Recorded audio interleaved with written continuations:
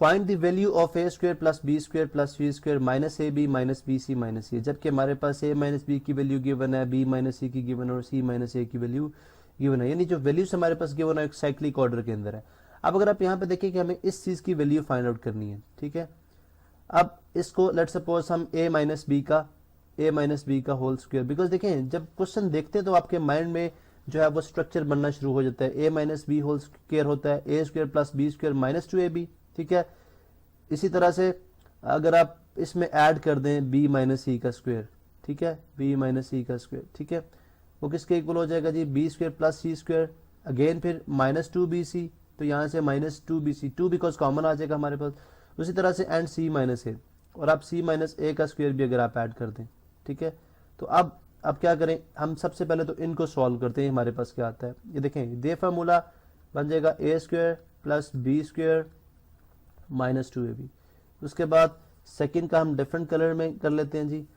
B square plus सी square minus 2ab plus B square plus सी square minus 2ab। Bracket में लिखने की जरूरत नहीं है बिकॉज पॉजिटिव हम इनको ऐड कर रहे हैं। इसी तरह से थर्ड हमारे पास आ जाएगा जी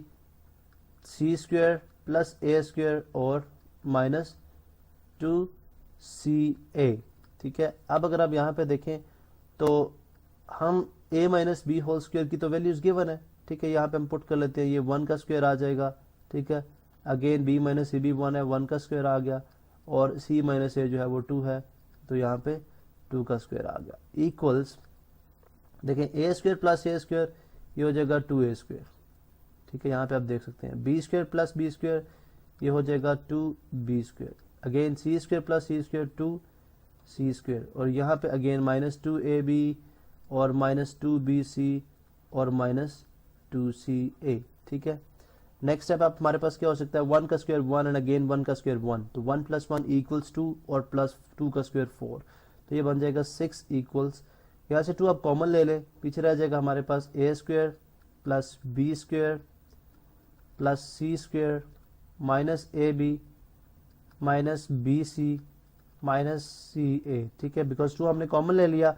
अब दोनों साइड्स पे हम क्या करते हैं, 2 के साथ डिवाइड कर देते हैं, ये 2 कैंसिल आउट हो जाएगा, 2 3 टाइम्स हमारे पास हो जाएगा 6। तो ये हमारे पास जो फाइनल आंसर आएगा, यानी जो वैल्यू हमने फाइंड आउट करनी थी A square plus B square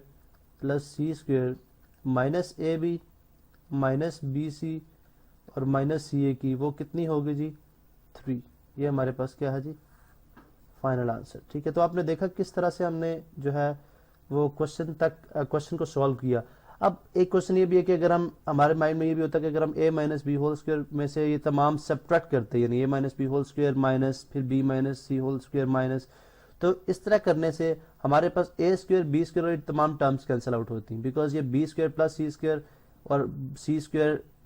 plus A square जो है ये नेगेटिव हो जाते हैं, और हमारे पास A square minus A square B square minus B square की फॉर्म में चीज़ें कैंसिल आउट होती, और हमारे पास ये जो रिक्वायर्ड रिजल्ट जो रिक्वायर्ड हमारे पास एक्सप्रेशन थी जिसको हमने प्रूव करना, तो वो हम उस तक रीच ना कर सकते, ठीक है। तो आपने देखा कि क्वेश्चन को देखते हैं हम कि हमें किस तरह का सोल्यूशन जो है या किस तरह की स्ट्रेटजी हमारे लिए सूटेबल है, जो कि हम मैथमेटिकल स्टेप्स को अप्लाई करके उस तक अप्रोच करते हैं।